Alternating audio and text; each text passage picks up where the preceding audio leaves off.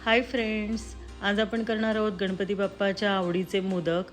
हे मोदक अतिशय झटपट होतात आणि शुगर फ्री पण आहे। तर चला सुरू करूया। मिक्सरच्या पॉटमध्ये मी आता 1 कप अक्रोड घेते आहे, म्हणजे वॉलनट्स। त्यात सीडलेस डेट्स घालते आहे। डेट्स तुम्ही कमी जास्त घेऊ शकता, तुम्हाला जसं गोड हवं तसं। अर्धी वाटी मी इथे मिल्क पावडर घेतलेली आहे आणि 1 वाटी डेसिकेटेड कोकोनट घालते आहे। त्यानंतर 3-4 वेलच्या घालते आहे। मिक्सरच्या पॉटमध्ये आता आपण हे फिरवून घेऊया आणि बघा आपलं हे मोदकाचं मिश्रण तयार झालेलं आहे।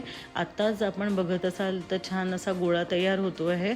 यामध्ये मी कुठल्याही प्रकारचं तूप किंवा तेल घातलेलं नाही आहे। तसंच तुम्ही बघत असाल वॉलनट ऑइल म्हणजे अक्रोडाचं तेल तसंच सुटतं, तर कोणते तेल तूप घालू नका। आणि आता मी काय करते, 3-4 अक्रोडला असं जाडसर कुटून घेतलेलं आहे।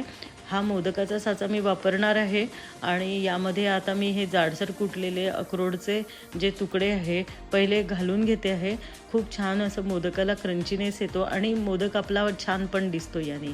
तर तुम्ही असं पण टाकू शकता, और तुम्ही मोदकाचं जे आपलं मिश्रण तयार झालं आहे त्याच्यामध्ये हे जाडसर तुकडे टाकून मिक्स पण करून घेऊ शकता। तुमच्या मर्जीने जसं तुम्हाला हवं तसं करा, पण जरूर हे थोडेसे जाडसर तुकडे जरूर टाका। तर अशा प्रकारे बघा किती छान आपला मोदक तयार झाला आहे ना। वाव, सुंदर दिसतो आहे, मस्त। तर अशा प्रकारे आपले मोदक तयार करून घ्यायचे आहे आणि तुम्ही बघत असाल फटाफट हे आपले मोदक तयार होतात आणि किती छान सुबक दिसतात आहे नाही। तर छानसे आपले मोदक तयार झालेले आहे आणि जे जाडसर कुटलेले अक्रोड ते पण तुम्हाला दिसतात आहे।